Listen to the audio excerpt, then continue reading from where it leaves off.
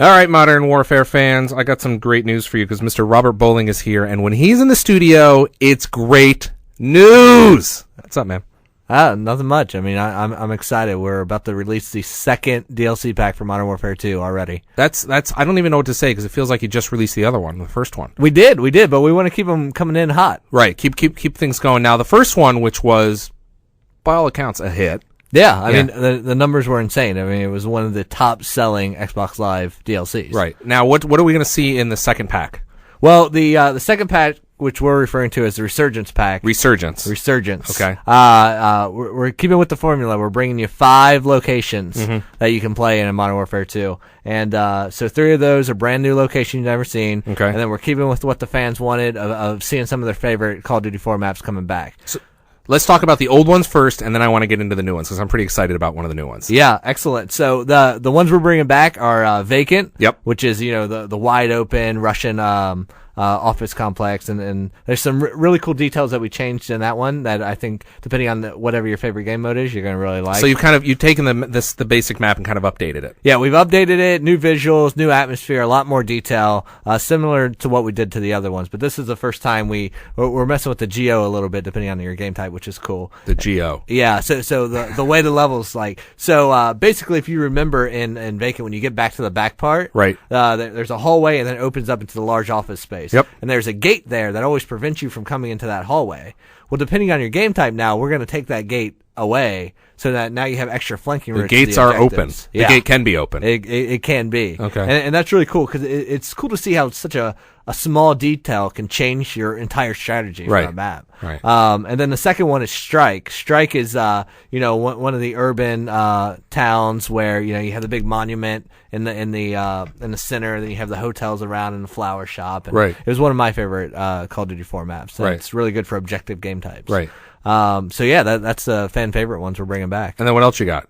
So the new one. Yeah.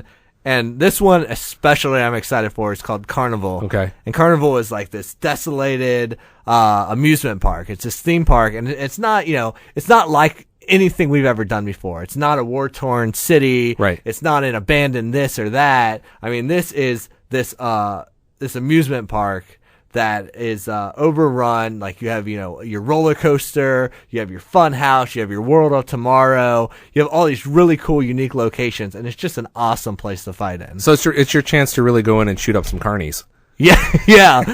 Shoot up some carnies. I mean, the carnies are long gone. Right. These guys are gone, but you can post up in their corn dog stand, right, and defend B all you want. Really. But it's really cool in objectives because I mean, when you're taking fire from a giant clown mouth, it's just awesome. Now, is this a nighttime map? Is it a daytime map? It's a daytime map. Okay. Yeah, it's a daytime map. But what really makes this map is its vantage points. I mean, you'll have a sniper who found his way up to the top of the roller coaster, right, and he's laying up there prone, and he's trying to pick cover B. So you got some great sight lines. Yeah, great sight lines. The top of the funhouse is awesome because it really covers like all of the maps. So if you can hold down the funhouse in the objective games, you're doing pretty good. Now so that sounds like a lot of fun. That's the one I want to talk about is Carnival because I've heard some great things about it. I saw some pictures and it was like this looks like it's something we've always wanted to do. Yeah, exactly. Go in and just go crazy in a theme park. It's insane. And what's cool is like the maps that really come alive in multiplayer are the ones that use original assets. Right. And this is one of those maps. Like the designer started working on it. He's like, to do this right, we need to come up with all new art. Right. And so they just started hammering away on it, and that's why it's in the second. I mean, I really wanted it in the first DLC pack. So they've been working on it for a while. Yeah. I mean, it's